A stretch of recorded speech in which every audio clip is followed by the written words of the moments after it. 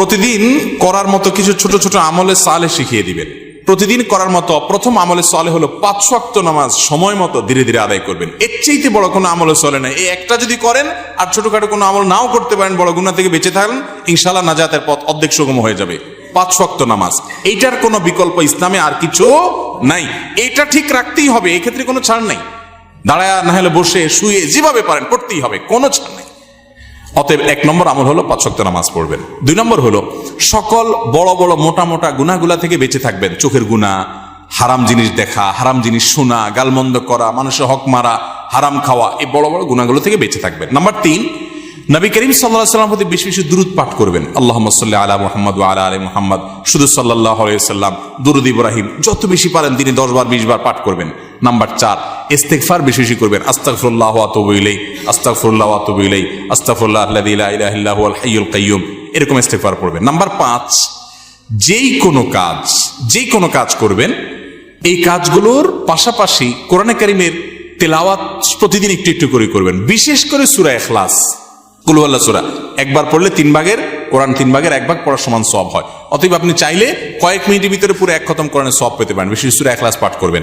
6 নম্বর হলো যত জিকির আছে কোরআন হাদিসে বর্ণিত, এই জিকিরগুলো বেশি বেশি করে পাঠ করবেন। যেমন সুবহানাল্লাহ ওয়া বিহামদিহি সুবহানাল্লাহিল আযীম, তারপর লা হাওলা ওয়ালা কুওয়াতা ইল্লা বিল্লাহ, এটাকে জান্নাতের ভান্ডার বলা হয়েছে। তারপর আপনার দুরূদ ইব্রাহিমের পাশাপাশি অন্যান্য সাধারণ দুরূদ তো পড়বেনই।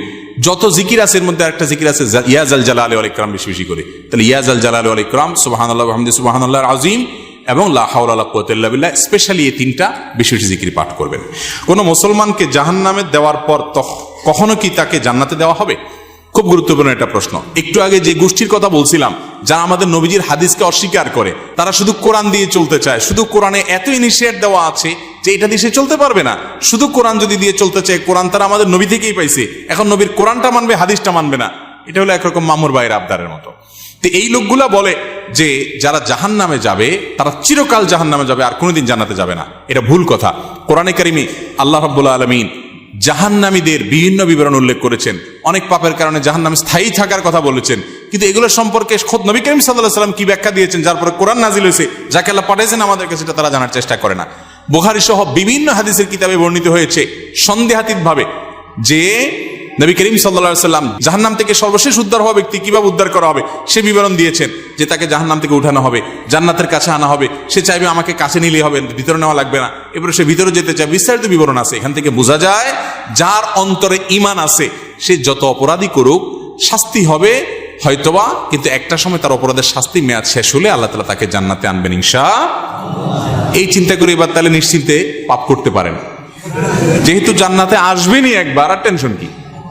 কিন্তু জাহান্নামে পড়ার পরে আল্লাহ তাআলা আমাদেরকে হেফাজত রাখুন। কেউ যদি বেদাতকে সুন্নত মনে করে বা বলে, তার কি ঈমান থাকবে? বেদাতকে সুন্নত বললেই বেঈমান হয়ে যাবে না। এত সহজ ক্যালকুলেশন করা যাবে না। একটা আমলকে একজন বেদাত বলছে, আরেকজন বলছে না এটা আপনি বলছেন বেদাত, আমি বলছি না বা দাঁত, এটা দাঁত আছে। কেউ দাঁত পাইছে, কেউ দাঁত পায় নাই, অর্থাৎ কেউ সুন্নত মনে করতেছে, কেউ বেদাত পাইছে। এটা নিয়ে ইজতিহাদ বা বুঝের মত পার্থক্য হতে পারে। এর কারণে কেউ কাফের বা মুসলমান হবে না। বেদাত জঘন্য খারাপ জিনিস, কিন্তু এই খারাপ জিনিস কোনটা